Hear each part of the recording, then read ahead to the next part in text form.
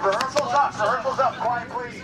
I was sitting in a coffee shop in Israel, and I read this Haaretz paper, which is like the New York Times of Israel, and I saw this montage of Brian Widener from fully tattooed to clean face.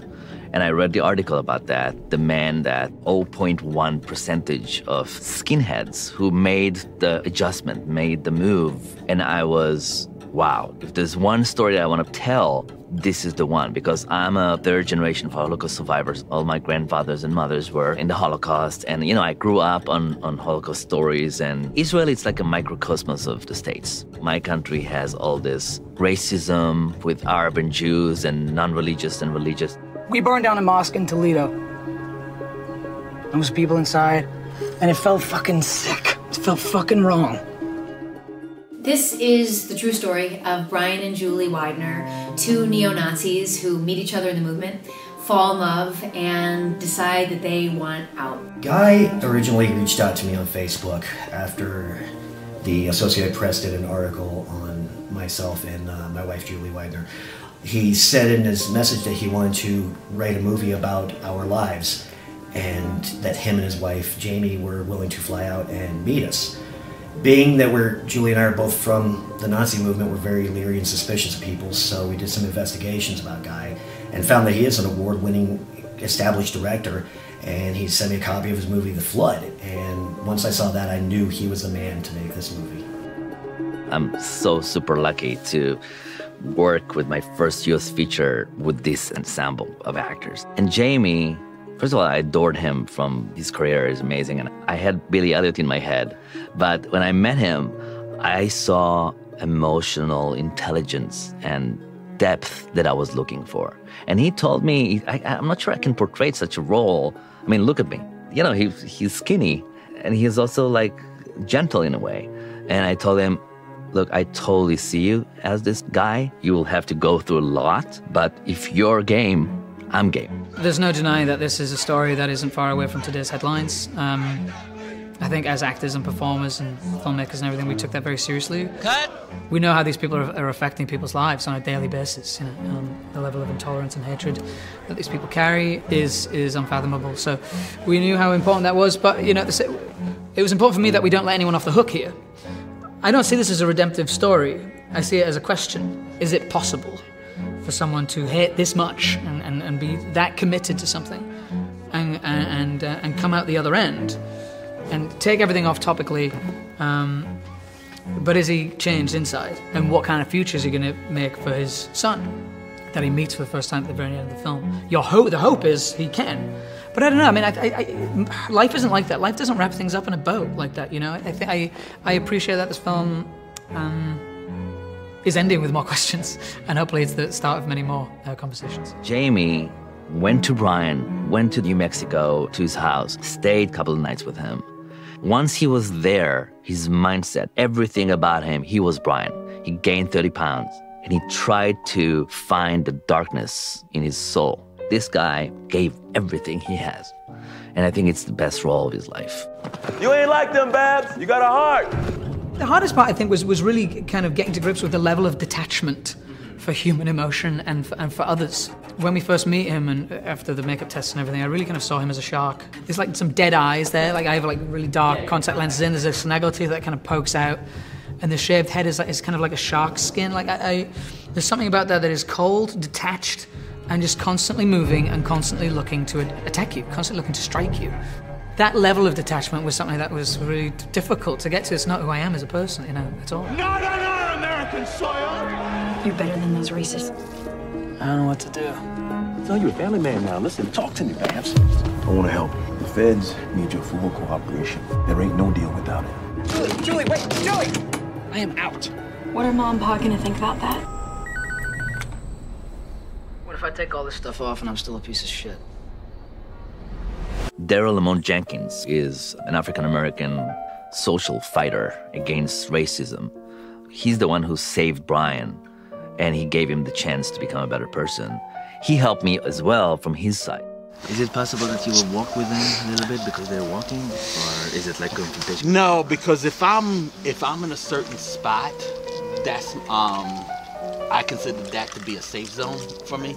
So I had Brian from the extreme right perspective, and I had Daryl Mo Jenkins giving me the Antifa point of view of how they fight those racists and fascists and how they leave a sliver in the door for them to come out if they want to. See this? Defiant Nation 92. I understand the place you're in right now. I do. But another element of the film that I really like is that it highlights the generosity and compassion of strangers, of people who don't need to be handing out compassion and kindness. And yet these are incredible individuals who do that. Daryl Lamont Jenkins is a man who's on the front lines, standing off against these very scary people. And I know that we don't want to be doing that, and I'm very grateful that he is doing it on our behalf. Mike called me and he said, I want to do something different from Luke Cage. I want to do something completely different. And he kind of fell in love with Daryl. And Daryl, by the way, is a big fan of Mike. And when he learned that Mike gonna portray him, he was over the moon. And when they met, there was such an amazing understanding of who Daryl is. Look, if we could turn one of these fascist assholes so they can see the error of their ways, then I'll leave a crack in the door. Do you have one that you regret? Why you got one you regret? What was your first one? Fred gave it to me. He took me in. I owe him. I think real family don't make you owe shit. And then there's Julie, who gives Brian an ultimatum. She says, look, if you want to be a part of my life, if you want to be a part of my kids' lives, then you need to get out. But it's not that easy. In order for him to extricate himself from them, they say, you gotta choose. It's either her or us. And if you choose her, then we're coming after you. Honestly, you read the script and you're like, oh yeah, I want to do this, and then it comes to actually figuring out this character, and it's a whole other situation. It was difficult to figure out how to play Julie. It was definitely a learning curve for me.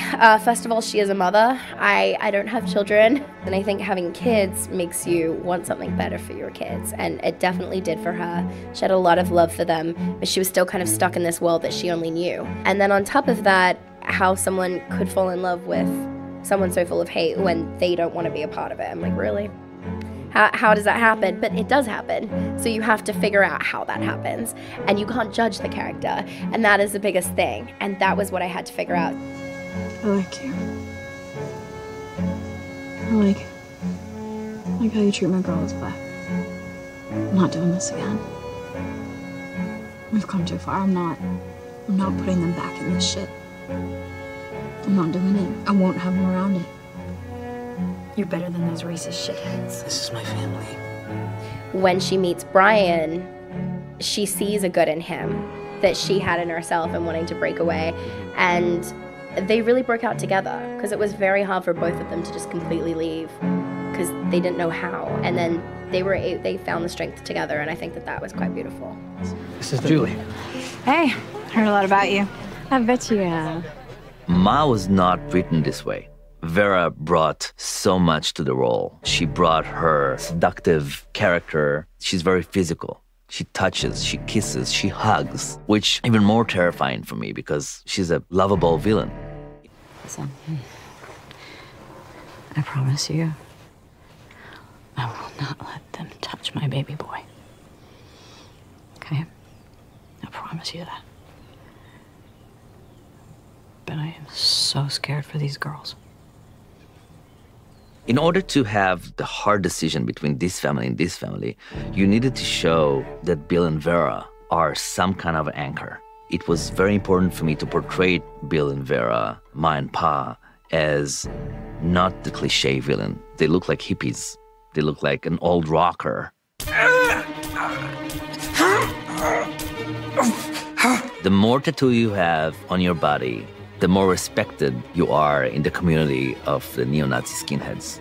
And I think that the covering and the whole element, the physical element, was essential for Skin to get real. Jamie's being tattooed from 4 a.m. till 7 a.m. every single day, and did the tattoos again and again and again on his face, on his entire body. The tattoos that Stephen Battles created allowed Jamie to get all the scars and the scratches and all the stuff on top of the tattoos. Jamie could fight, he could take a shower, he could do everything with the tattoos without them being damaged. The problem is everywhere he goes, he's identified by the tattoos on his face. He can't escape himself. This face that used to, that he used to be so proud of, and he used to love the fact that he scared people, now haunted him. It was now his own worst enemy. No joke, I think those procedures were kind of unbearable for him. But here's the thing, as a device, as a storytelling device, for someone who's going to commit these violent, atrocious acts, there is an element of tit for tat for me. You know, there is an element of you reap what you sow a little bit. And I was actually grateful just even as a reader of this screenplay to go, he has to endure pain himself to come out the other end. But I think it was horrendous. It was 2 years of surgery in some of the most tender, horrible areas you can imagine. I mean, the eyelid, for example. And he would come out of that literally looking like the Elephant Man, inflamed and engorged and bruised and everything. But it's part of it. I mean, it's a gift. That was a gift for him. If you meet him and you didn't know he had this, you would never know. And he's been given a second skin. He's been given a new life. And I think every day he looks in the mirror, he has to be aware of it. Brian is a damaged man. He has some anger issues. You know, he's trying to deal with it. He's trying to push it down. But what I ask the audience, can you forgive him? Or can you accept he's willing to be a better person? You know, at least he's trying to do this. But it's not a perfect redemption. In this kind of lifestyle, there's a lot of people that want to get out of it. They just don't know how. There's never been an exit program besides prison or death, and that's not appealing for anybody. So a lot of people have just stuck with it because of just that aspect right there. What I'm hoping for is that some of these people are able to see this movie, are able to find the strength within themselves to pull themselves out of this waking nightmare, out of this just monstrosity of a life, and hopefully become just a decent member of society. I wanted to bring the real characters at the end and see those faces and understand that this friendship between Brian and Daryl is real. Daryl is a fighter, but he knows that there's always a chance for someone, and that's something that not a lot of people have. There's no forgiveness in a lot of people today, and that's what I'm trying to look for within this film.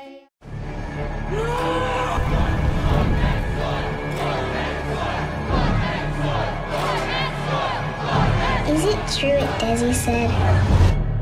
That you're an evil man?